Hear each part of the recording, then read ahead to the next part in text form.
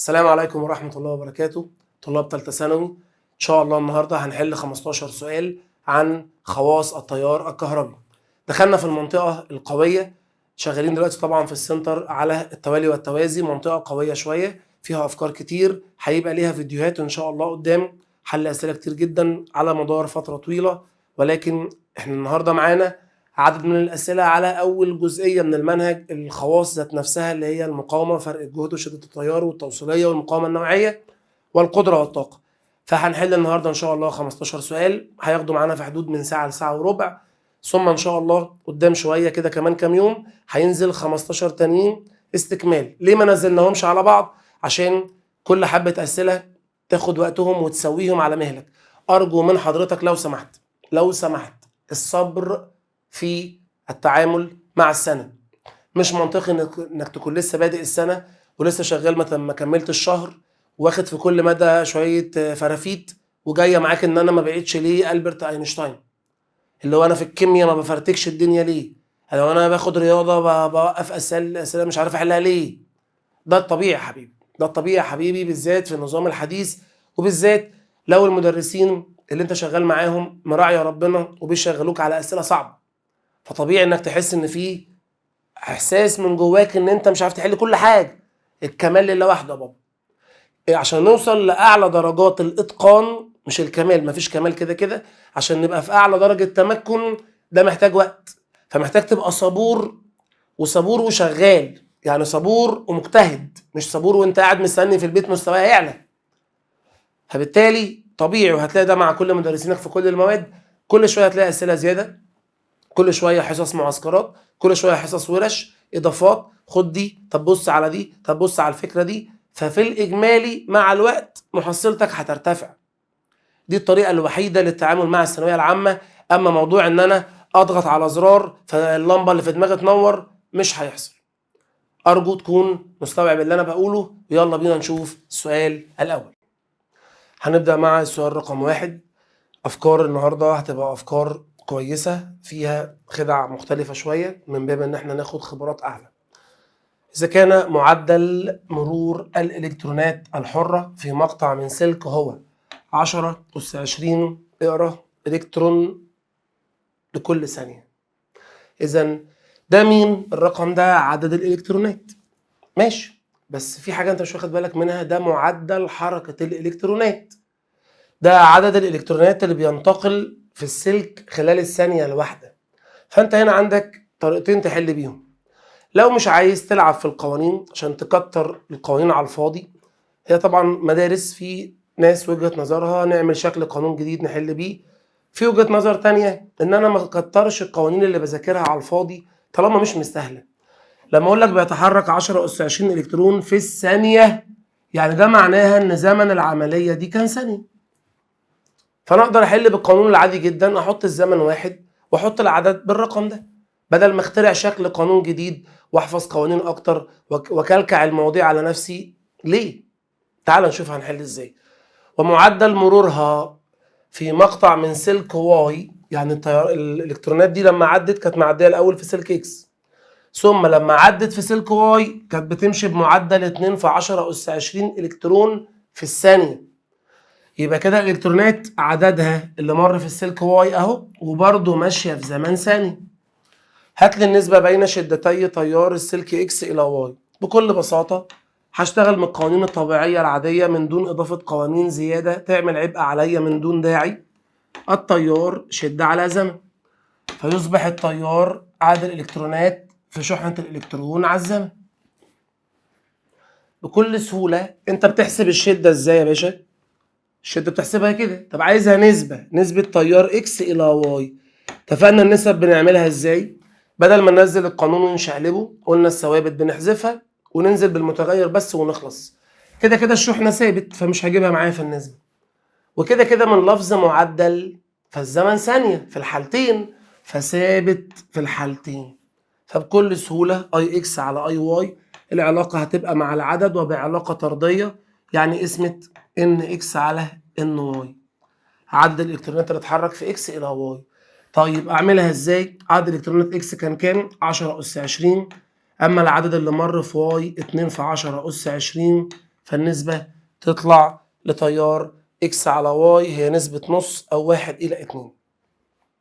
وخلص السؤال بكل بساطة من غير ما اعمل كلكعة. بص، هي وجهات نظر، زملاء افاضل لهم طبعا مطلق الحرية واللي بيعملوه صح مش غلط. بنبدأ نبتكر اشكال قوانين تانية. يعني ازاي يا مستر؟ اقول لحضرتك، بما ان الشدة كمية على زمن فنقدر نخليها العدد في قيمة الشحنة على الزمن. فانا لما اقول لك لفظ معدل حركة الالكترونات، انا هنا ما اقصدش ان، انا اقصد دلتا ان على دلتا تي لانه معدل زمن.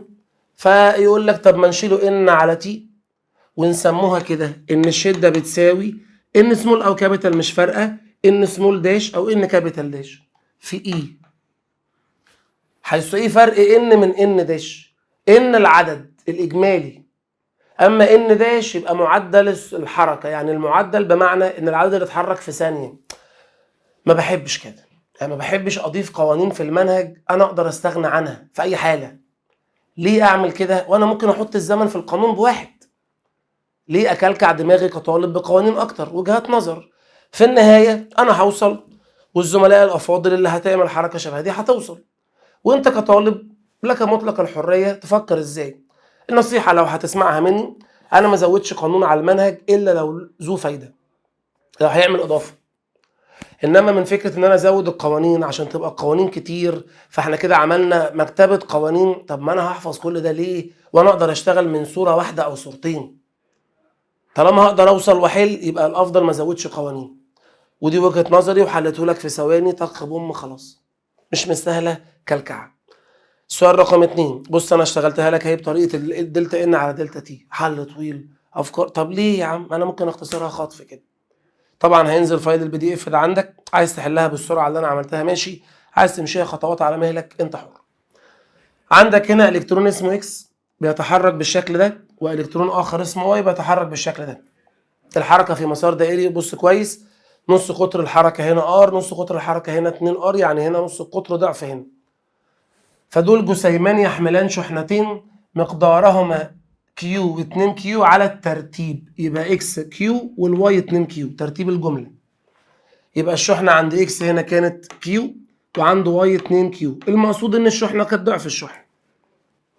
يدوران في مسار دائري، ودي جمله مهمه هتنفعني. هات لي النسبه بين شدتي تيار الناتجه عن دوران الجسمين اذا كان بيتحركوا بنفس التردد، يعني بيصنعوا عدد دورات في الثانيه متساوي. التردد لما يخش في القانون اتفقنا على دي قبل كده، الشده المفروض كميه على زمن، وطالما التردد دخل في القانون فبناخد مقلوب الزمن نعتبره التردد بكل بساطه. عايز نسبه شده التيار المره في مين على مين؟ اكس الى واي، يبقى انت عايز اي اكس الى اي واي. نفس الطريقه، ادي القانون، هو قال لك التردد ثابت، الثابت مش هيفرق في النسبه لانه لو نزل هيتشطب. الغي الثابت هات المتغير طالما بتعمل نسب.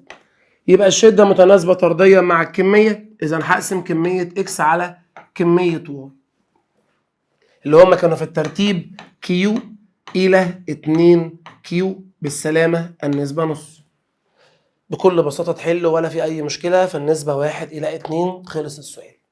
فقره تانية عن نفس السؤال، احنا في نفس السؤال ها.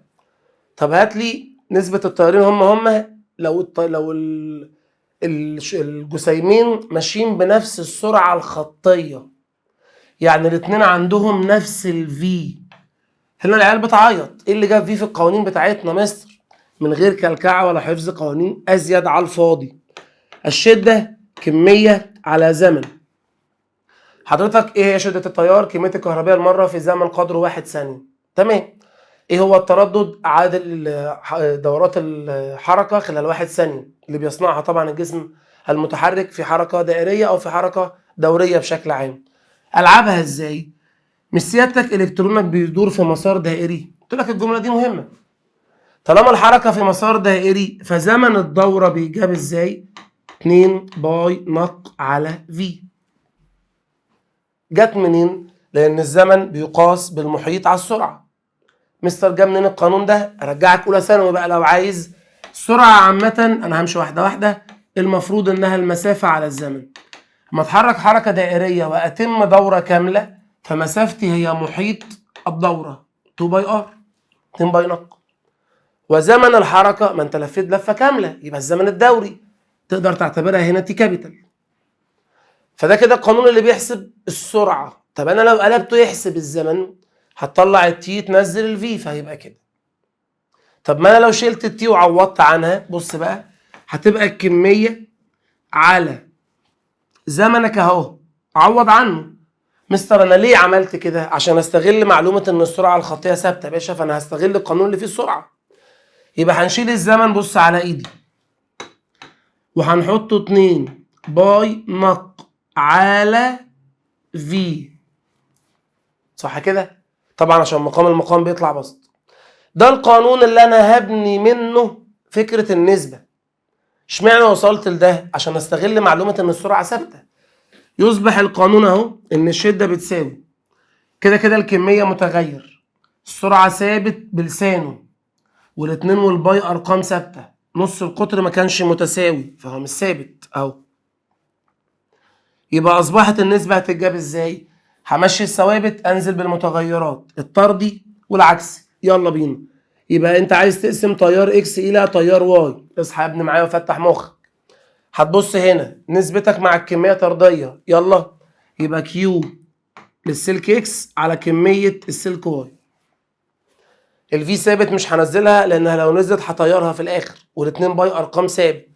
علاقه الار ربطه علاقه عكسيه، يبقى لما هاجي انزلها في النسبه دي نص قطر واي الى نص قطر اكس، ده الطردي وده العكسي. ثم سيادتك تبني نسبتك من هنا وتحل. طيب عايز نسبة التيارين، عوض بمعلوماتك اللي في السؤال. السؤال خلص. دايما عبقريتك في السؤال توصل ازاي للقاعدة اللي هتستخدمها بناء على المعطيات اللي سمعتها. اما دي معلومات، كمية الكهربية في اكس كان اسمها كيو، اللي في السلك واي كان مسميها 2 كيو، نص قطر واي كان ار، مش من دماغ يا باشا من هنا. اما نص قطر اكس فكان 2 ار، الكيو نفس المعنى، الار نفس المعنى، النسبة 1 الى 2 في 2 ب4، اذا التيارين نسبتهم 1 الى 4. انا هرجع اقول لك تاني، وكل حد حر، انا ما عنديش مشكلة مع حد والله، بس وجهات نظر. مفيش داعي تقول لي ايه خلاص احفظ القانون ده لحساب شدة التيار. ليه ما قلبوش في ثانية كده؟ امتى استخدم قانون شبه ده؟ امتى احتاجه؟ لما يكون سؤالي عن التيار وفي معلومة عن السرعة، هي بكام؟ او السرعة ثابتة، او السرعة هنا كانت كذا وهنا كانت كذا، يعني السرعة تخش في المسألة دي حالة خاصة، يعني ده مش الاساس في المنهج. طب لما يحصل ما تعمل كده، سيب الكمية وشيل الزمن عوض عنه وصلنا. اما تقعد تحفظ 5 6 7 صور لقانون شدة التيار، حبيبي على بال ما نوصل اخر السنة هتموت يا ابني. المنهج تفاصيل بالهبل. فانا عشان امسك لك كل قانون افرعه لك التفريعات اللي هي من قوانين مشتقه عشان تحفظ اشكالها، ما نروح ناخده تاريخ وجغرافيا يا اخوانا. لا يا بيه، انا ما احفظش كل ده من القوانين، انا بحفظ الرئيسي والمشتقات دي كلها معروفه. اما يجي لحظه استخدامها استبدل. وجهات نظر، كل حد حر في طريقته. طبعا الاجابه هتنزل لك كامله في الفايل. السؤال رقم 3، موصل، سلك موصل مقاومته 10 اوم ادي ار، يمر به تيار نص امبير ادي اي. ارجوك حل معايا السؤال ده ببقك اما اسال، يعني ايه، اشتغل كده ورد في البيت شوف صح ولا غلط. اذا مر بنفس الموصل تيار شدته 1 امبير مع ثبوت الحراره، مقاومته تبقى بكام؟ كلنا عارفين طبعا من نص قانون اوم ان في بتساوي اي في ار، ومنها المقاومه تساوي في على اي، فطبعا العلاقه هنا علاقه نوعها عكسيه. فالتيار كان نص امبير شغال لي بقك اصبح 1 امبير، ده معناها ان التيار ماله زاد للضعف. شاطر. التيار لما يزيد للضعف المقاومه هتقل للنص. المقاومه دي كانت ب10 يبقى تصبح زي ما هي ب10. تبقى عبيط لو انت في البيت دلوقتي قلت 5، انا جايبك سكه عشان تقول. فلو انت قلت دلوقتي تشوف لك اي شبشب وتقوم مدي لنفسك على دماغك، عشان انا قلت ايه يا باشا؟ المقاومه الكهربيه ثابته اثناء عملها في الدائره، ويمكن التحكم بها اثناء تصنيعها فقط عن طريق تغيير نوع ماده السلك عن طريق تغيير طول السلك، عن طريق تغيير مساحة مقطع السلك، أو التأثير بدرجة الحرارة. يا بيه المقاومة لو اتغيرت استبدلتها بواحدة تانية تؤثر على التيار. يوم أنا قلت لك دي علاقة حب من طرف واحد، حد بيحب التاني بس التاني مش حاسس بيه. فلما حد بيعمل حاجة اللي بيحبه بيتأثر، إنما التاني بعيد عنك جبلة. المقاومة يا ابني ما عندهاش مشاعر، مهما التيار اتغير مش شايفاه، مش شايفك، يالا مش شايفك، ماليش دعوة بيك أنا. لو العكس اتأثر. يعني من الآخر المقاومة تؤثر على التيار. بص أنا رامي السهم كده، التيار لا يؤثر على المقاومة تانية حضانة. فيقول لك بص بيجيبك سكة، التيار بقى 5 أمثال، قلل التلت، أنا مالي، أنا ما غيرتش مقاومة الدايرة. فالمقاومة لو كانت ب2 هختارها 2، كانت ب10 هتفضل 10. ما يجيبكش سكة في سؤال شبه ده، عيب عيب. سؤال رقم 4 حلو السؤال ده. في الشكلين المقابلين موصلين يمر بكل منهما تيار كهربي، هات لي نسبة التيار الأول إلى الثاني. إذا كانت الأول نسبة شدة التيار دي معطى 1:3. المطلوب جهد النقطة إكس اللي هنا، إذا التيار ده نسبته معطاة هناك أهي. ماشي، ده طبعا السلك الأول وده السلك التاني. خليك معايا، اتكلمنا في اللعبة دي في أول حصة في السنة وفي تاني حصة شوية. لعبة سهلة جدا. سيادتك لو بصيت على السهم اللي ماشي هنا، فالتيار ماشي من هنا لهنا. أنا هنا مش محتاج سهم أصلا، لأن التيار ينتقل من منطقة الجهد الأعلى إلى منطقة الجهد الأقل، ودي أرقامها واضحة، موجب 5 وهنا -7، فمن غير سهم هو رايح كده. طب إزاي أجيب فرق الجهد بين النقطتين؟ ده سؤال حضانة اسمه فرق الجهد، اطرحهم. كبير ناقص الصغير يبقى 5 ناقص -7، يبقى 5 زائد 7، فتبقى كده في 12 فولت هنا فرق جهد. تمام. يبقى انا لو عايز احسب شدة تيار السلك الاول اللي هو فوق، التيار بيتجاب ازاي؟ في على ار. فرق جهدك طلع 12، مقاومتك اهي معطاه بدلالة 1.5 ار. 12 على 1.5 ب8، اختصرتها للتسهيل بقت 8 على ار، بقت 8 على ار. كده انا خلاص عرفت اي 1 بكام. ريحها لحد ما ارجع لها، لان انا لسه هجيب اي 2 وبعدين ابقى اعملهم نسبه. اي 2 احنا هنا، هتقول لي يا مستر هجيب اي 2 ازاي وفي ايه؟ تعالى معايا حضرتك، هنا السهم ليه دور لان انا ما اعرفش دي بكام. ركز، دي ممكن تبقى اكتر من 22 او اقل، الله اعلم. فالسهم ده لما يكون مرسوم كده لازم السهم يتحط هنا فوق، ممكن ما احطوش، انت الارقام عندك. يبقى انا منتقل من جهد 22، هخسر جزء من جهدي عند المقاومه، جهدي هنا اكيد هيبقى اقل. اذا بسم الله الاختيار ده في شنقله، بس اكيد يعني. ماشي، لو جيت اجيب فرق جهد النقطتين هنا للسلك التاني هطرحهم، اكيد ده الاكبر طالما التيار راح كده، يبقى 22 ناقص اكس، سيبه باسم. يبقى لما اجي اجيب تيار السلك التاني برضو من قاعده في على ار بس للسلك التاني، هنا فرق جهدك طلع بكام؟ 22 ناقص اكس. مقاومتك طلعت كام؟ هي على الرسم اسمها ار. اصبح معايا ما يمثل التيار الثاني وما يمثل التيار الاول. ايه المطلوب؟ هات نسبته. مستر مش النسبه دي معطى يا عم؟ ما احنا لما هنجيب نسبتهم ونعوض عنها هجيب لك اكس. نسبتهم معطى ب3. تعالى كده في السلايد الفاضيه. يبقى انا عشان اجيب نسبه I1 الى I2، هات انت وصلت لايه؟ I1 طلعت 8 على R، يبقى حاجه هنا واحطها 8 على R. اتفقنا 100 مره بدل ما اقسم اضرب واقلب الحدين. يبقى I2 اللي هنا دي اهي، I2 دي هنزلها معوجه عشان انا قالب العمليه، فهتبقى R على 22 ناقص X اللي انت عايزها. برافو. النسبة دي تلت يا حمادة، ده المعطى بقى أنا جاي بستخدمه أهو. يبقى أنا هستخدم معطى إن النسبة دي بتلت، فهشيلها وأحط تلت. خلاص النسبة دي كده أنا عوضت عنها. الآر اللي في المقام طايرة مع آر البسط، معادلة رياضة، فتلاقي نفسك ما عندكش غير مجهول في المعادلة. طبعا طرفين في وسطين، 3 في 8 ب24. واحد في القيمة تظل نفس القيمة. ده طبعا فرق جهد النقطة اكس، صح؟ طيب ابعت دي عكس اشارة دي طبعا كده في سالب في اكس هنا، يبقى ده سالب فرق جهد النقطة اكس زي ما هو. ال 22 دي موجب هتعدي بالسالب، فيبقى 24 ناقص 22 فتبقى 2، بس دي سالب في اكس باين طبعا. يبقى فرق جهد النقطة اكس هيساوي سالب 2 فولت. يبقى ده معناه لو سألتك، عشان ممكن اسألك سؤال تاني، هي النقطة اكس دي الجهد عندها كام؟ سالب 2. طب فرق الجهد هنا بكام؟ ده سؤال تاني ممكن اطلبه حالا اهو. 22 ناقص سالب 2 فيبقى كام؟ 24. الاختيارات اهي يا باشا، اختيارك السليم سالب 2 لانه طالب الجهد عند اكس بكام. لو كان المطلوب فان فرق الجهد للسلك الثاني كام، هي نفس المسألة، بعد ما تعرف الجهد اللي هنا تطرحهم فيطلع 24، ساعتها كنت اختار دي. ده مين يا اخويا؟ لو كان عايز فرق الجهد مش جهد النقطة الواحدة. مفيش في الفيزياء بصمجة، ما ينفعش تحفظ لي أسئلة، مبادئ بنتعلمها ونطبق عليها.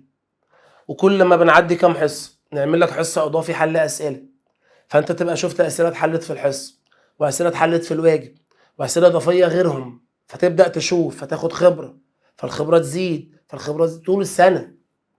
طول السنة يعني الفصل الأول ده بعد ما بيخلص احنا طول السنة لسه بنحل عليه برضه. يعني واحنا في الفصل الثاني بيتعمل حصص مراجعة على الفصل الأول، بنروح الفصل الثالث بنعمل حصص مراجعة على الأول والثاني.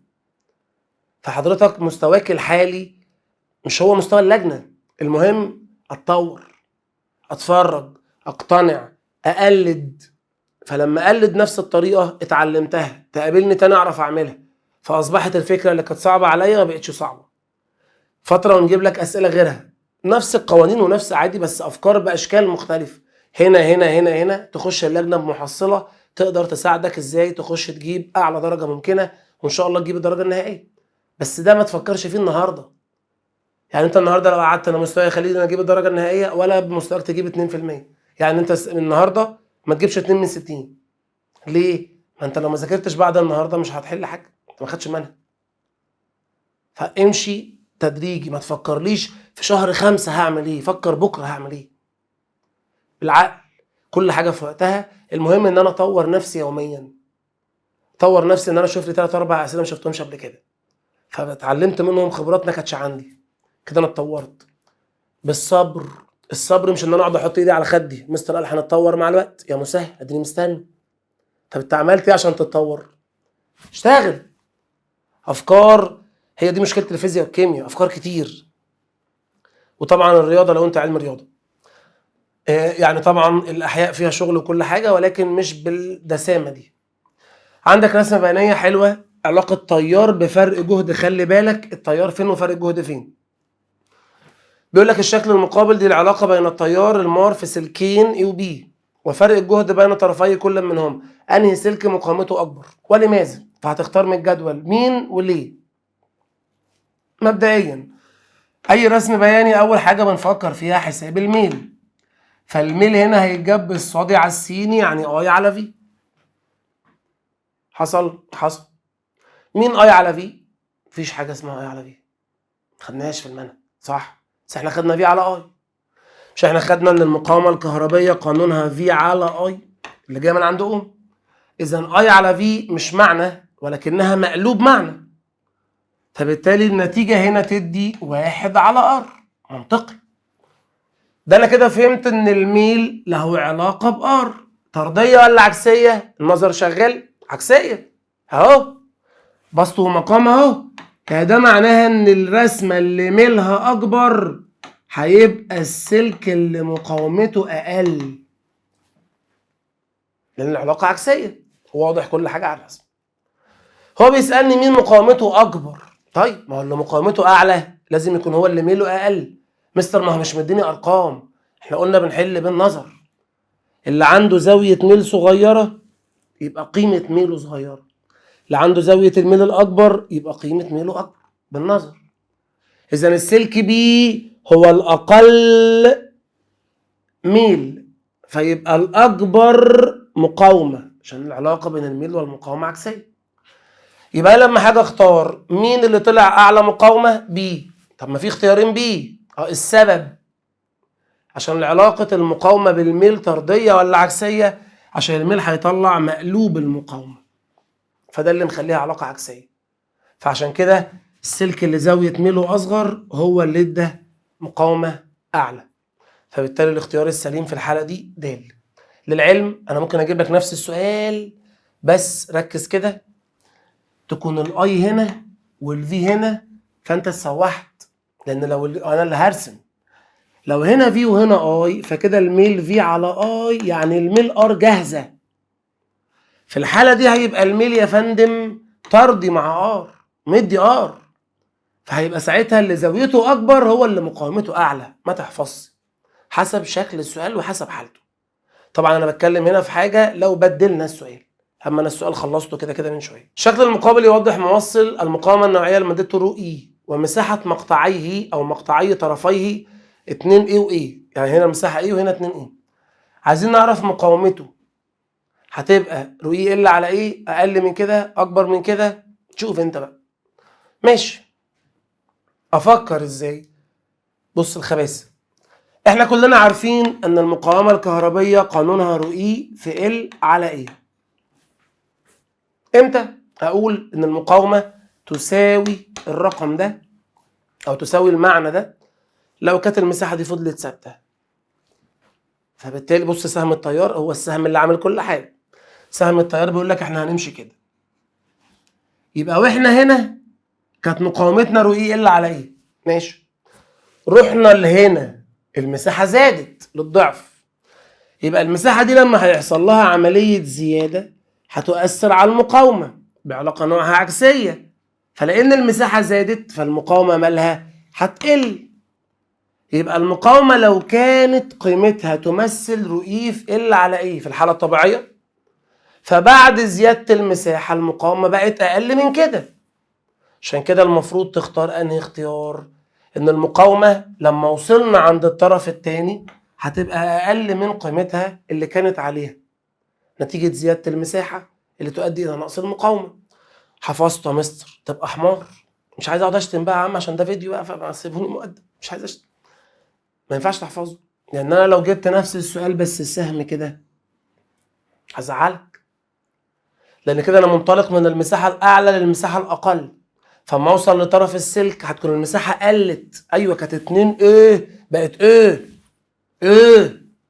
مساحه قلت، المساحه لو قلت ساعتها المقاومه هتزيد، فساعتها كنت هختار اكبر منه. اذا الكمين كله والعيال الفهمانه الواعيه عينها فين؟ السهم. انت عايز نمشي منين لفين؟ من المساحه الاقل للاكبر المقاومه تقل، من المساحه الاكبر للاقل المقاومه تزيد، لان العلاقه علاقه عكسيه. شغل لايت. يعني ايه لايت؟ خفيف. يعني الموضوع مش بوم بس في تفكير. والله الامتحان بيجي كده، معظم اسئله الامتحان مش محتاجه وقت طويل في انك تقعد تسرد كتير. المعظم في اسئله بتكون فيها حرق وقت انما الغالبيه فكر، فاهم نفذ، حافظ اسئله باشكالها. هتزعل. السؤال ده انا كنت حله في واجب حصه من الحصص بس هو في الفايل فهنحله بسرعه. سلكان احدهما من النحاس والاخر من الحديد لهما نفس المقاومه ونفس الطول، يعني ار واحده وال واحده. هات النسبه بين نصفي قطري سلك الحديد الى النحاس. طيب الكلام عن المقاومه في زفاره في المساله؟ لا. وده اللي مش قاطع علينا وما بياخدش معانا كتير يعني، او بيتفرج على فيديوهات اليوتيوب بس. الزفاره دي لما يكون القانون بتاع المقاومه اللي مش عادي. ايه ده؟ في قانون العادي بتاع المقاومه او الرئيسي رو اي في ال على ايه. كنا بنعمل له اضافات فندخل في القانون الحجم والكتله والكثافه، فدي احنا مسمينها زفاره، اللي هو في كمين ريحته باينه يعني. هنا مفيش زفاره يا باشا زي ما انت شايف، لان الكلام ما طلعش بره لعب الطول والمقاومه والمساحه اللي فيها انصاف الاقطار. ماشي، انت عايز نسبه مين لمين؟ انصاف الاقطار لبعض. هستأذنك اولا فك لي مساحه سلك الكهرباء كده كده باي نق تربيع معروف. عايز القانون ده اعتبره بيحسب ار، لان انا عايز اجيب نسبه ار، يبقى ار اللي هي ار نص القطر طبعا رو اي في ال على باي في المقاومه. طلعت ده هنا، نزلت ده مكانه عشان اخلي القانون جاهز على النسبه على طول. بس في كمين انت مش شايفه، المفروض اخد الجذر، المفروض اخد جذر كل دول عشان اشيل التربيع اللي كان على ار اللي هي نص القطر. عايز اعمل ده نسبه وتناسب، يعني نسبه وتناسب بين ار1 الى ار2، نص القطر الاول الى الثاني اللي هو حديد لنحاس او زي ما يسميه. ما بنعملش كل ده نسبه عشان ما نكلكعش والوقت يخلص مننا في اللجنه. الثوابت احذفها والعب بالمتغير. طول السلك ثابت ده كلامه، مقاومه السلكين واحده ده كلامه، اهو مش كلامي. السلكين مقاومه وطول واحدين يعني ثوابت طيرها. الباي مش هتبقى الصبح باي ونص، هي باي عادي. يعني كل اللي اتبقى في القانون ده مين متغير؟ رو اي، لان السلكين من مواد مختلفه. العلاقه دي علاقه طرديه ولكنها طرديه تحت الجذر، يبقى نسبه ار1 الى ار2 هي جذر رو اي1 الى رو اي2. اذا لو ده حديد نحاس، اذا ده كمان حديد نحاس، ما هي طردي. لو كانت دي نحاس حديد، دي برضو تبقى نحاس حديد. بص في السؤال، حديد الى نحاس، اهي ما تنفعش دي عشان الجذر مش عليها. الجذر راح فين؟ طب دي مالها؟ واحده عليها جذر وواحده لا. طب ما دي الاثنين لا، دي جذر فوق ما فيش جذر تحت، طبعا الاثنين تحت الجذر. وده العلم، لو دي نحاس فوق حديد تحت غلط، دي علاقه طردي، فالنسبه تتاخد زي ما هي. كنت حله قبل كده اصلا في حصه واجب. سؤال 8، قضيب معدني اسطواني الشكل، مساحه مقطعه 2. حلو السؤال ده. يبقى دي مساحه المقطع، مقاومته 22.5 ادي ار. اذا تم سحب او اعاده تشكيل القضيب بانتظام حتى اصبحت مساحته 1.5 سنتيمتر مربع، طالما الوحده هي الوحده ما تشغلش بالك، قول لي المقاومه تصبح كام. هحلها لك حلين، حل ذكي بس هخطفك، هخلصها كده، وحل الورقه والقلم عشان الغلابه. نبدا الاول مع الحل اللي هو ايه، اعطس تخلص. معروف ان حاله السحب نتيجتها ايه؟ زياده في الطول يقابلها نقص في المساحه، ده كله معروف، وعلاقه عكسيه مباشره. تمام. لما تكون مساحتك كانت 2 بقت 1.5، يعني قلت ل3/4 قيمتها. 2 بقت 1.5، 3/4 قيمه. يبقى كده المساحه الجديده 3/4 المساحه القديمه، وبناء عليه طول السلك الجديد 4/3 من طول السلك القديم. علاقه عكسيه بكل بساطه. سيادتك عايزني اعرف لك ايه اللي حصل للمقاومه؟ رو اي ال على ايه. ماذا حدث للسلك من حيث الطول؟ زاد الى 4/3 من قيمته. ماذا حدث لمساحه السلك؟ قلت الى 3/4 من قيمتها. مقام المقام يطلع بسط، ومقام في مقام، يعني دي هتبقى 16/9. يبقى المقاومة زادت بنسبة 16/9 من قيمتها. أمسك الآلة وأضرب 22.5 في 16/9 حالا تطلع 40 أوم. بتشوف فقرة الساحل لما تلاقيه مغفلة كده وقام ساحب الأرنب من ودنه كده. بس مع احترامي، بالذات في الفترة اللي في الأول، مش أي عقلية تتقبل اللي بقوله، يعني مش أي عقلية تعرف تفكر بالشكل ده. عادي أنت لما تسمعها تفهمها تعمل لي كده ماشي، عشان في حد بيقول لك. أنا كطالب بفكر كده، يا ريت، ما أنا بعلمها لك ليه؟ مش بحلو عليك والله، بعلمها لك يمكن تلقطها. نفذ. أنا غلبان يا مستر، غلبان تمشي جنب الحيط. طب أمشي هنا جنب الحيط إزاي؟ خد بقى يا باشا، عايزين نعمل نسب مقاومات صح؟ بص يا معلم، قانون المقاومه انا همشي لك بقى خطوات الايه، الكتب والشغل البدائي بتاع اللي هو العادي. انا مش هقدر احل في القانون ده عشان اعمل نسبه مقاومه. ليه؟ ما عنديش معلومه طول. ركز واتعلم، مفيش طول في المساله، بس السحب بيأثر على الطول، فانا هنا مش هقدر احدد الطول حصل له ايه لو ما عرفتش تعمل اللي انا عملته هنا. طب ازاي انفذها بصوره سهله على العقل؟ اضرب لي القانون ده بعد اذنك في ايه على ايه. عملنا ده قبل كده، ليه؟ هيصبح القانون رو اي في الفوليوم مساحة في طول على مربع ايه. لو فهمت انا عملت كده ليه صايع؟ انا سامعك كنت ايوه انا عارفه انت عملت، اصل انا قايل. ليه لعبتها كده؟ حد هيقول لي ما ضربتهاش في ال على ال ليه؟ ما كان ليها سكه ثانيه. انا عايز امشي ال من القانون لان انا ال مش معطى فمش عارف احلها. فتح مخك. تعالى بقى اعمل لي كده نسبه وتناسب من هنا R1 الى R2. مستر هو سلك واحد R1 و2 ازاي؟ يعني قبل السحب الى بعد السحب. 1 و2 هنا حالتين مش سلكين. ماشي، يبقى هنعمل ده نسبه وتناسب. قلنا ايه؟ الثوابت تحذف من نسب. الحجم ثابت والمقاومه النوعيه ثابت. مش احنا قلنا في حالات السحب ايه اللي بيحصل؟ طول بيزيد مساحه بتقل. مقاومه النوعيه ثابته، توصيليه ثابته، كثافه ثابته، كتله ثابته، حجم ثابت. فانا جبتك هنا ليه؟ بص، بدل ما هنا ال دي مزعلاك مش عارف تعوض عنها، قمت ضاربها الشقلباص ده، اصبح ده مش مؤثر ولا ده لانه ثابت، فاصبح التاثير عكسي كده بس. يبقى R1 الى R2 مربع A2 عكسي على مربع A1. طب يا مستر احنا معانا نص القطر مش المساحه، صح؟ ولا معاك المساحه؟ الله انا معايا المساحه، خلاص خلصت كده. يبقى سيادتك هتشيل A2 وتحطها 1.5 لكل تربيع، و A1 هتحطها 2 تربيع. هتقول لي ما حولتش ليه؟ عشان نسبه وتناسب. طب المقاومه قبل التشكيل دي معايا ب 22.5. يلا باشا مقص احسب R2. انا رايي بقى ليه اعمل كل ده وانا في ايدي اعمل كده؟ مستر طب يعني ما ذاكرش دي؟ لا ذاكرها لان انا ممكن اجبرك عليها. بص، افرض المساحه كانت 2 سنتيمتر مربع بقت 1.2.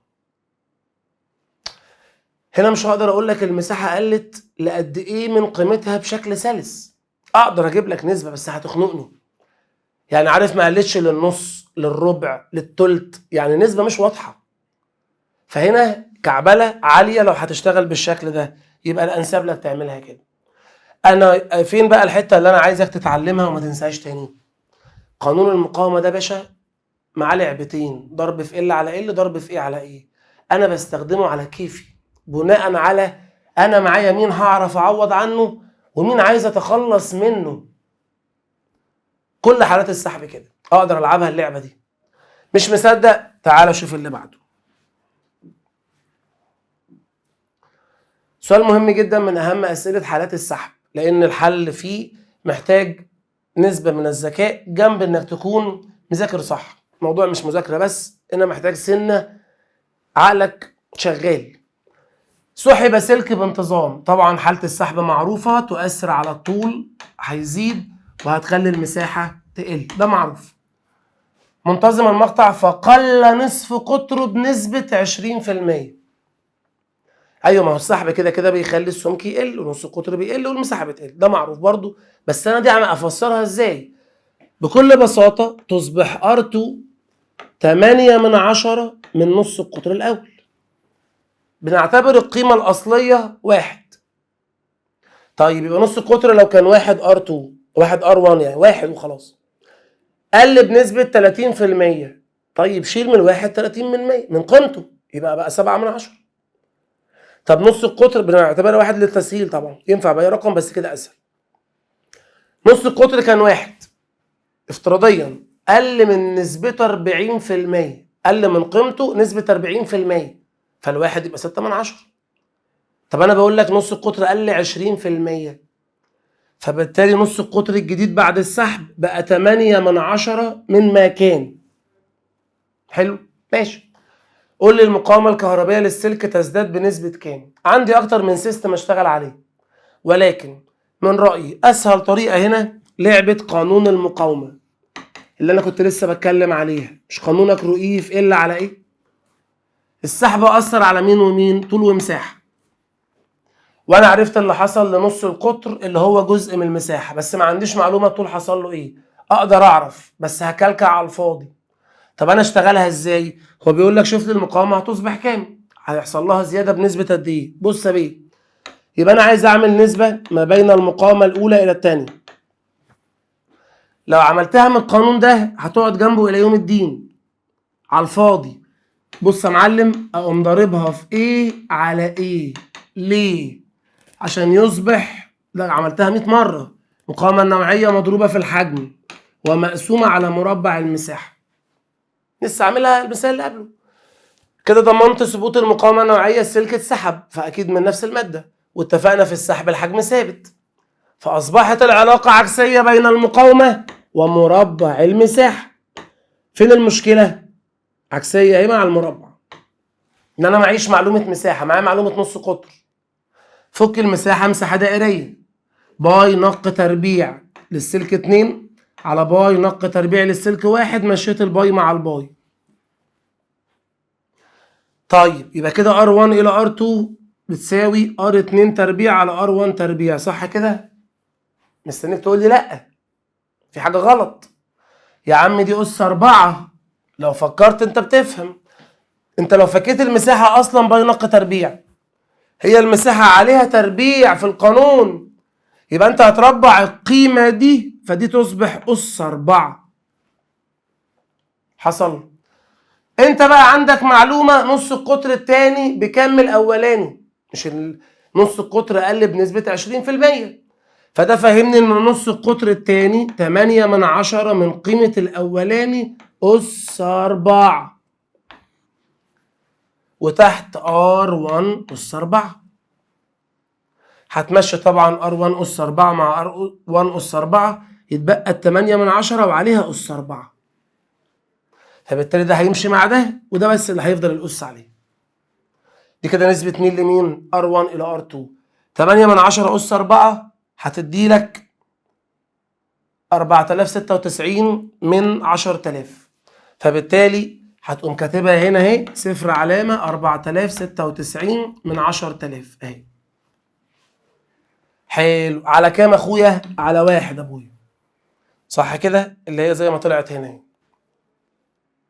اهو عامل مقص عشان اجيب R2 كام من R1، هتطلع بالظبط اهي ارقام عشريه على الاله بقى. يعني المفروض كده اصبحت المقاومه في الحاله الثانيه طالعه كام بالظبط اهي؟ 2.44 من 100 من قيمه المقاومه في الحاله الاولى. امتى اقول ان دي الاجابه؟ اصبر بس، في كمين صغنن كده، ده سهل. ده السؤال كان قدامك اهو، ده السؤال. هل هو قال لك فكم تصبح المقاومه في الحاله الثانيه؟ هل هو قال لك المقاومه في الحاله الثانيه قد ايه من الحاله الاولى؟ بص، قال لك بعد ما سحبنا عايزين نعرف المقاومه هتزيد بنسبه كام.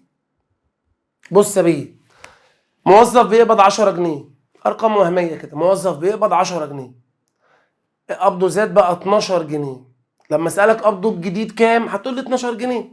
اما اقول لك الزياده في المرتب كام، كان 10 بقى 12، الزياده 2 جنيه. طيب مقاومه السلك في الحاله الاولى قبل السحب كانت R1، بعد السحب يالا بقت 2.44 من 100 R1. R1 دي يعني كانت R1، فبعد ما كانت بواحد بقت ب 2.44 من 100. ده معناه ان الزيادة اللي حصلت على القيمة 1.44 من 100. طب ال 1.44 من 100 ده قيمة الزيادة، انا عايز نسبتها كام في المية؟ او مضرب الرقم في قيمة 100، في الرقم 100 يعني اضرب في 100 عشان اجيبها نسبة، فتلاقي النسبة 144%. شغل فنادق. مثال محترم، حالته حلوة جدا. انا عايزك تمشيها قاعدة عامة بقى. يعني سحب سلك معدني بانتظام فقل نصف قطره. على فكرة دي كده اصعب حالة، عارف لو كان قال لي قلت المساحة اسهل، بس ماشي. قل نص قطره، جرب كده معايا 40%. تفهم ايه على طول؟ ان نص قطره التاني هيصبح 6/10 من الاولاني. خسرت 40% من قيمتي، فانا اعتبر قيمتي 1، شيل 40% يتبقى 60% من الواحد اللي هم 6/10. تقوليش انا علمي علوم، مش سهله. بص بقى فرق المعلومه. سحب، وحات امك ركزي، سحب سلك فاصبح نصف قطره بعد السحب 70% من قيمته الأولى. أصبح اللي ناقص 70% من القيمة الأولى. ساعتها تقول لي نص القطر في الحالة التانية 7/10 في الحالة الأولى، لأن أنا قلت لك أصبح كذا. هنا أنا ما قلتلكش أصبح 20%، بإيه؟ قلت لك هيقل 20%، فتقلل من القيمة 20% والباقي بتاعي 80% من الواحد الصحيح اللي هي 8/10. أنا وجهة نظري يعني هي الحتة دي اللي محتاجة تكون عقلك فيها شغال. أما هنا خطوات، يعني الحل هنا خطوات. وللأمانة برضو حتة مهمة، إزاي أخلي ده كده، أو بمعنى آخر ليه خليته كده؟ لأن أنا مش هعرف أكلمك عن الطول. أقدر أجيب له معلومة، بس الفكرة هحتاج أحول نسبة نص القطر إلى نسبة مساحات بالتربيع، ثم أشوف اللي حصل للمساحة فأقلبها للطول. فأنا وجهة نظري هتبقى لف أطول على الفاضي. الفايل هينزل لك الإجابات مفصلة، ليه عملنا كذا كذا، فالدنيا بقى حصل فيها إيه، فبالتالي هختار القانون ليه وبأنهي طريقة. خطوات كتير جدا عشان تعرف تذاكر الفايل كامل وانت قاعد في البيت. سؤال رقم 10، في الأشكال التالية 3 دوائر كهربية اسمها X Y Z. عايزين نعرف رتب لي الدوائر دي على الترتيب من حيث قدرتها. سؤال عادي جدا. كل دايرة عليها معطيات، احسب القدرة لكل دايرة. انت عارف ان القدرة ليها قوانين كتير حسب معطيات كل دايرة. هنا معاك فرق الجهد 20، المقاومة 5. إذا أنسب قانون لحساب القدرة هنا هو مربع V على R، لأن أنا اللي معايا V و R. يبقى 20 تربيع ب400 على المقاومة 5. 400 على 5 فيها 80 واط. كده أنا جبت القدرة هنا، وهكذا. هنا بقى أنا ما عنديش فرق الجهد، بس معايا التيار 1 أمبير ومعايا المقاومة 15. يبقى هنا أنا هلجأ لقانون القدرة اللي عنده تيار ومقاومة. تيارك 1 أمبير وتربيع الواحد ب1، مقاومتك ب15 وما فيش عليها تربيع في القانون، يعني القدرة هنا 15 واط. تعالى هنا فرق الجهد موجود والتيار موجود وما فيش مقاومة، يبقى أنا هنا هحتاج قانون القدرة حاصل ضرب في اي. كلهم صح حسب انت معاك ايه. تيارك ب 3 أمبير وفرق الجهد 10، يبقى 10 في 3 ب30 واط. رتب بيه. أعلاهم قدرة الشكل إكس أو الدايرة إكس، من بعدها الدايرة زد وأقلهم واي. 80 30 15. يبقى الأكبر إكس ووراها زد ووراها واي. الاختيار السليم أهو. إكس أعلى قدرة بالأرقام وبعدها زد وأقلهم واي. عادي. ده اختبار بس اللي هو ازاي تقدر تحدد قانون القدرة المناسب للحالة. ايه اللي بعده؟ سؤال رقم 11. سلك طوله مترين، مساحة مقطع 4 في 10 سالب 6. ادي الطول ال وادي مساحة المقطع الاريا بالمتر المربع.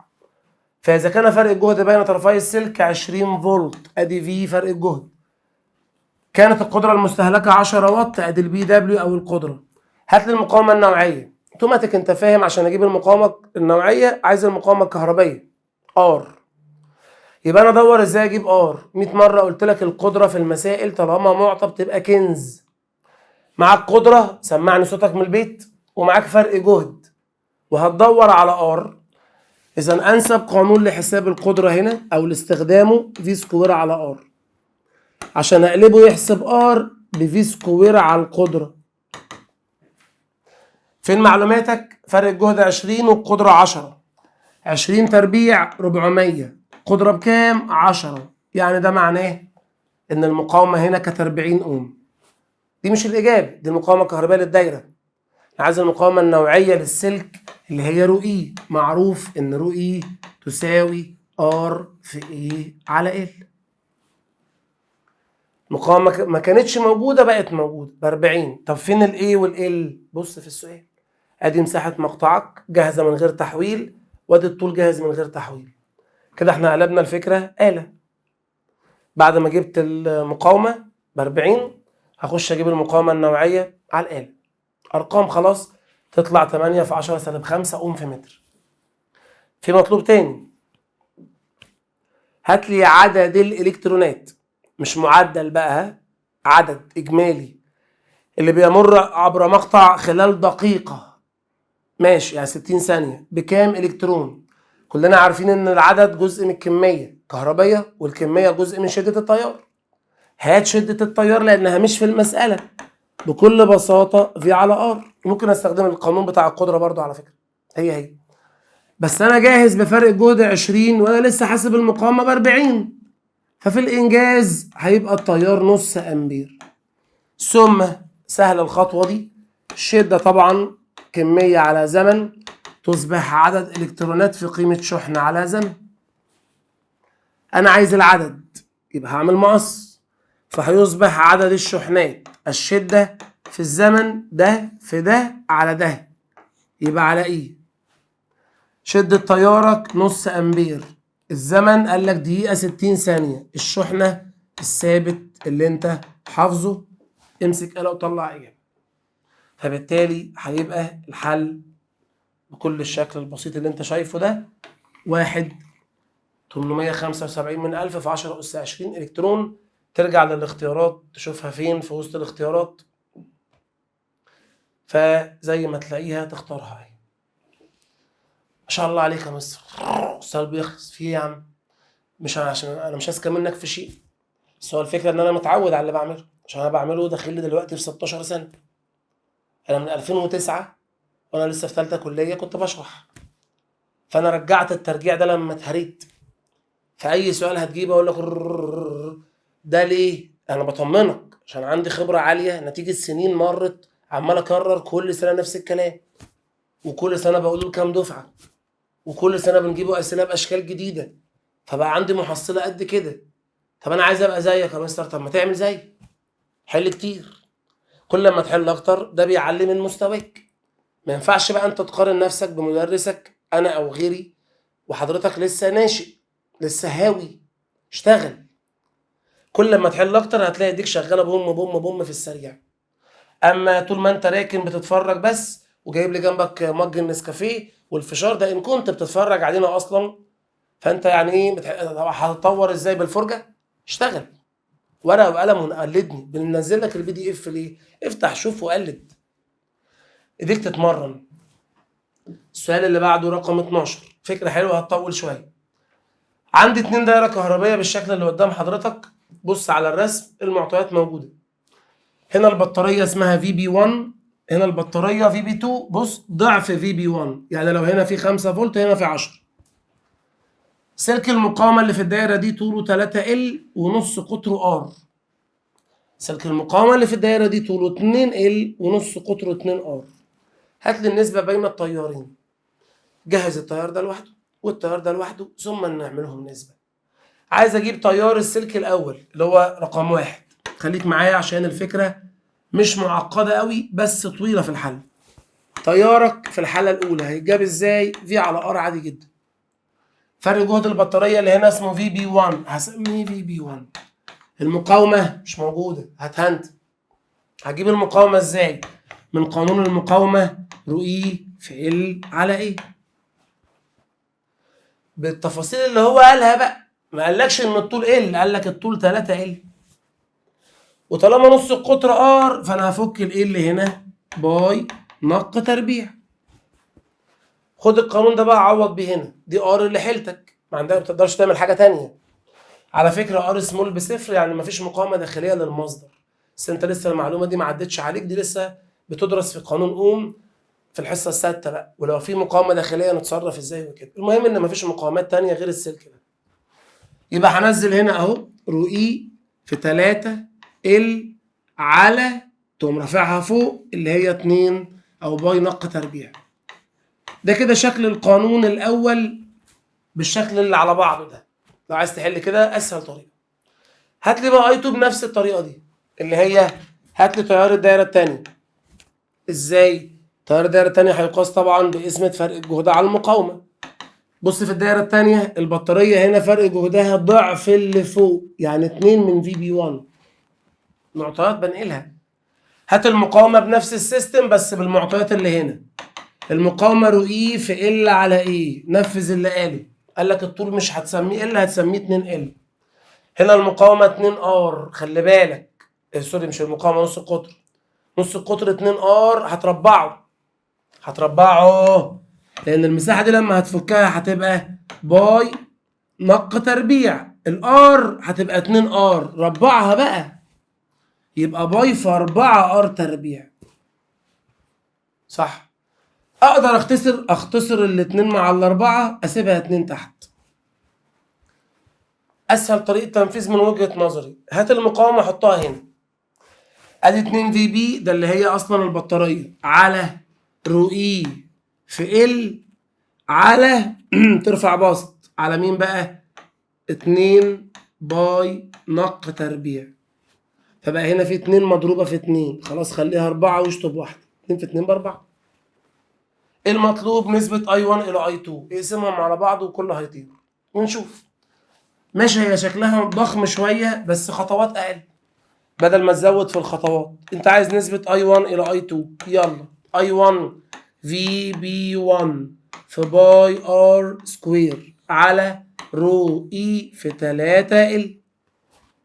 المفروض الشكل الزبالة ده اقسمه هنا، قلنا ما بنقسمش، هضرب واشقلب، دول هيطلعوا هنا رو اي في ال، هغير لك اللون عشان تشوف، هنا رو اي في ال، ودول هم اللي هينزلوا مقام، فدول هيبقى 4 في بي 1 في باي ار تربيع. اصبح ده الشكل يا باشا اللي يخلينا نضربها بأم مره واحده. كل ما هو متشابه طيره.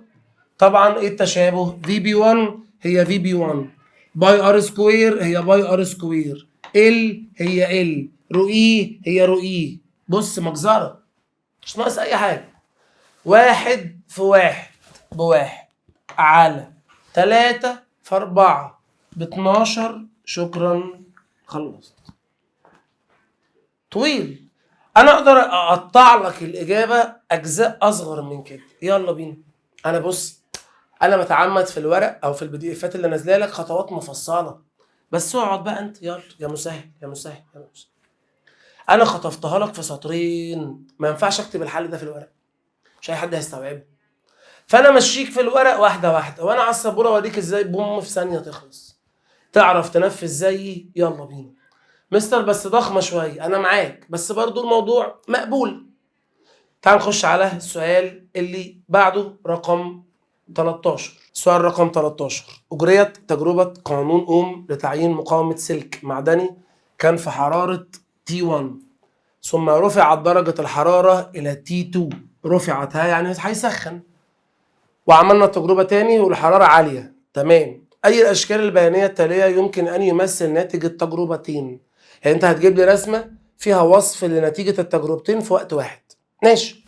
مبدئيا احنا عارفين ايه تأثير الحرارة على المقاومة، ان السلك لما بيسخن فبيكتسب طاقة حرارية يحولها الى طاقة حركية، فتزيد سعة الاهتزازة، فتقل المسافات البينية، فيزيد معدل التصادم مما يزيد المقاومة. يبقى المفروض السلك التاني مقاومته اعلى. وصلنا؟ ماشي. السلك التاني مقاومته اعلى. ماشي. هات لي بقى اختيار يناسب اللي انت وصلت له. اولا الرسمه البيانيه زي ما انت شايف، هنا الاي هنا الفي، وبناء عليه لما هاجي احسب الميل من على الرسم البياني هقسم الصادي على السيني، يعني اي على في، فدي مش ار، دي مقلوب ار، مقلوبها. صح كده؟ وبالتالي واضح ان الميل علاقته عكسيه مع المقاومه، يبقى المفروض اللي هيبقى عنده مقاومه اعلى هو اللي هيكون ميله اقل. الا بالحق هو مين اللي عنده مقاومه اعلى؟ لما شفنا الحرارة عملت ايه؟ مش السلك التاني؟ يبقى المفروض السلك في الحرارة التانية مقاومته أعلى، فميله على الرسم يبقى أقل، فزاوية ميله تبقى أقل في الحالة التانية، وزاوية ميله أكبر في الحالة الأولى، فبالتالي ده الاختيار السليم. وبناء عليه أختار الرسمة ألف. مستر ليه ما اختارش ب؟ ممكن تبقى ب، بس لو كانت دي اللي في ودي اللي اي، ساعتها هيبقى الميل في على اي اللي هو ار، مش مقلوب ار. فهي الفكره، هل الميل طردي مع المقاومه ولا عكسي مع المقاومه؟ لو عكسي يبقى الاقل ميل اعلى مقاومه، لو طردي يبقى الاعلى ميل اعلى مقاومه. انت هنا مفيش حفظ حسب حاله السؤال. سؤال رقم 14. سلكة مثنى، يعني سلكة مقاومه اسمهم اكس وواي، من نفس المادة يبقى المقاومة النوعية واحدة والتوصيلية واحدة والكثافة واحدة. منتظمة المقطع، طول السلك اكس ضعف طول واي، يلا طول السلك اكس ضعف طول واي. وعند توصيلهما في دائرة كهربية كان فرق الجهد بين السلكين في و2 في على الترتيب. على الترتيب يبقى اكس في وواي ضعفها. ماشي. ومرة إذا مر نفس التيار فإن النسبة بين كتلتي السلكين تبقى كام؟ إذا مر نفس التيار دي خد بالك منها، يعني التيار في السلكين متساوي. فصصتها لك اهي، مفيش حاجة ما قلناهاش. هات لي النسبة بين الكتلتين، دي اللي احنا بنسميها مسألة زفرة. لأن مش الطبيعي إن قانونك بتاع المقاومة يكون فيه كتلة. إيه قانون المقاومة الرئيسي؟ ده اللي بنخش منه دايما، رؤية في ال على إيه، مش هيسعفني هنا. عايز أظهر الكتلة في القانون. لو ضربت في ال على ال هعرف اطلع لك الكتله، ولو ضربت في ايه على ايه هعرف اطلع لك الكتله. فانا لو ضربت في ال على ال هخفي ايه؟ هشيلها من القانون، ما هتنزل حجم. ولو ضربت في ايه على ايه فانا هخفي ال. هو بقى السؤال اللي تساله لنفسك، انت عايز تخفي مين؟ طب انت معاك مين تعوض عنه ومين ما سمعتش عنه؟ اهي بيه الطول معلوم، في لينك، في علاقه موجود، هعرف اشتغل. ما جابش سيره المساحه. مستر كاتب منتظمه المقطع، سلامتك يا حبيبي. منتظمه المقطع مش معناه ان هم مقطع واحد، يعني المقطع منتظم زي ماسوره الميه، يعني الشكل بتاعها مش غير منتظم، فبس مفيش معلومه عن المساحه. يبقى انا عايز القانون ده شيل منه المساحه. شيل المساحه يبقى اضرب في ال على ال. اتعلم بنفكر ازاي. اصبح القانون رو اي في ال سكوير، ال في ال تربيع على مساحه في طول الحجم. يعني مش هعرف احل من هنا. ليه؟ لانه عايز نسبة كتل، والقانون ده ما فيهوش كتلة. يبقى هتفك الحجم يا باشا. ادي ار تساوي، وادي رو اي، وادي مربع ال. في المقام في حجم هتشيله وتنزله كتلة على كثافة. ثم لو فهمان هتقلب لي القانون، انا عايز اجيب الكتلة، خلي ده اللي يطلع هنا عشان يبقى هو المطلوب، ده ينزل مكانه. يبقى الكتلة هتساوي رو اي في مربع ال في رو على ار. اصبح القانون اللي قدام حضرتك ده قانون الكتله. نسب القانون باشا، نسبه والتناسب لعب واحد. يبقى انا هجيب نسبه الكتله في السلك الاول الى الثاني، صح كده؟ المقاومه النوعيه للسلكين متساويه عشان من نفس الماده، همشي. والكثافه ثابته، همشي. ال والار مش ثابتين. ليه؟ لان زي ما شفت انت الاطوال مش واحده. مستر ما يمكن ار ثابته، لا فرق الجهد مختلف، تيار هو اللي واحد، فالمقاومه اكيد مش متساويه. يبقى انا هنزل القانون ال1 تربيع على ال2 تربيع وR2 على R1. ال هعرف اعوض عنها بالمعلومه اللي انا مديها لك. هو مسمي الاسلاك اكس وواي، يبقى خلينا نشتغل اكس وواي عشان ما نتلخبطش اهو. ده مقلوب يبقى واي على اكس. هعرف اعمل لينك ال واشيل اكس واحط واي. ما عنديش معلومه عن المقاومه، هجهزها لك. هي المقاومة دي مش قانونها في على اي، يبقى لو عايز نسبة المقاومة لاكس على واي ما تسرحش عليها. ما تنساش ان التيارين اللي في السلكين متساويين، فده ثابت. اذا نسبة المقاومة هي نفس نسبة فرق الجهد، يبقى ار اكس الى ار واي تساوي في اكس الى في واي تساوي في الى 2 في. بص ابن الذين جابها لك منين اهو. ثم الفي هي الفي، اصبحت نسبة المقاومتين بنص. يلا بينا. يبقى حاجة عوض هنا يا معلم. قربت اخلص اهو، وناقصت سؤال بعديه وخلاص. ما تقفلش الفيديو، يلا عيب ما تقفلش في وشي. طول السلك اكس بكام؟ مش قال لك ضعف واي؟ اها. يبقى انا اشيل ال اكس تربيع واحطها 4 ال واي تربيع. في تربيع فهربع القيمة، وتحت طبعا زي ما هي ال واي تربيع. مقاومة واي إلى إكس 2 إلى 1، لأن المفروض نسبة إكس إلى واي هي 1 إلى 2، فبالتالي أنت هتعكسها. طيب المعنى هو المعنى، فكده إن النسبة دي طالعة كام؟ 8 إلى 1. يبقى أنت لو عايز النسبة بين كتلة إكس إلى كتلة واي هتطلع نسبتها 8:1.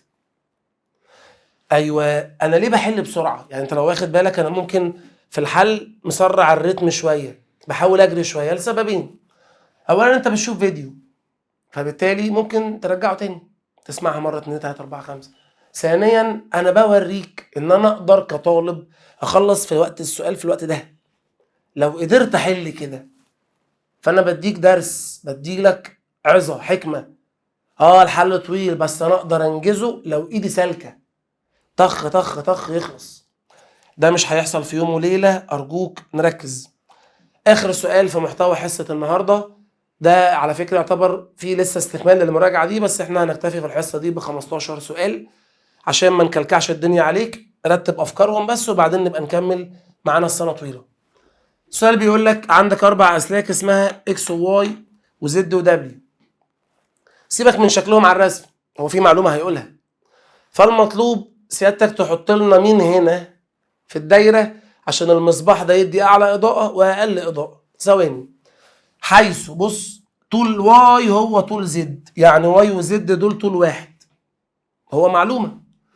وطول دبليو هو طول اكس، يبقى الدبليو والاكس برضو طول واحد. ولكن لو بصيت السمك مش واحد. بص على الرسمه، السلك ده مليان عن ده مليان عن ده. هنشوف. المهم ان الاربع اسلاك اللي قدامك احنا عايزين نشوف انهي سلك فيهم يدي اقل اضاءه.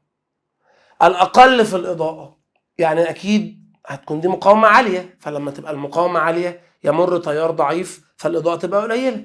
منطقي، ماشي. يبقى انا هدور على السلك اللي مقاومته اعلى ما يمكن. قانون المقاومه رؤي في ال على ايه. عايز اضاءه قليله، خلي المقاومه عاليه. عايز مقاومه عاليه، خلي الطول كبير والمساحه صغيره عشان تبقى مقاومه كبيره. اذا انا اكيد دول مش دول اللي عندهم الطول الاكبر، دول اطوال قد بعض، هما بس عشان الميل دول اطوال قد بعض ودول قصيرين قد بعض في الطول. المساحات مختلفه، ده مساحته اصغر، اذا الواي ده يتميز بميزتين: مساحته اصغر وطوله اكبر، والاثنين هيخلوا المقاومه عاليه. فبالتالي يبقى هو ده اللي بسببه تحصل اقل اضاءه. مستر ماله زد يعني، ما هو نفس الطول بس اوسع، فلما هتبقى مساحته كبيره مقاومته هتقل، فانا عايز اعلى مقاومه ممكن. واي. طب خلي او شوف لي مين يعمل اعلى اضاءه. عايز اعلى اضاءه يبقى انت عايز مقاومه ضعيفه في الدايره، صح؟ مقاومه ضعيفه يبقى طول قليل ومساحه كبيره. طول قليل يبقى انا هنا حد من دول، مساحه اكبر يبقى ده عشان ده مساحته اوسع من ده. طب ليه ما اقولش ان هو ده؟ ما هو نفس الطول، ايوه بس اضيق. فانت هنا عايز اقل مقاومه عشان بسببها يحصل اعلى اضاءه. هنا السؤال عن الاضاءه ها، فالاعلى اضاءه اكس والاقل اضاءه واي، فبالتالي الاقل واي اهو، الاعلى اكس اهو، فاختيارك السليم ج. الحصص دي هتفضل عايشه معاك طول السنه. للعلم في فتره قريبه مش بعيده هنبدا ننزل لك حصص من او اجزاء من حصص الشرح للاضافه برضو على اليوتيوب، عشان لو انت معانا وبتنسى الشرح فترجع تبص عليه تاني لو احتاجته. ولو انت مش معانا اصلا وحابب تستفيد، اهلا وسهلا بيك، مفيش مشكله. نتمنى تكون افكار الاسئله مفيده بالنسبه لكم. اشوفكم على خير ان شاء الله. السلام عليكم ورحمه الله وبركاته.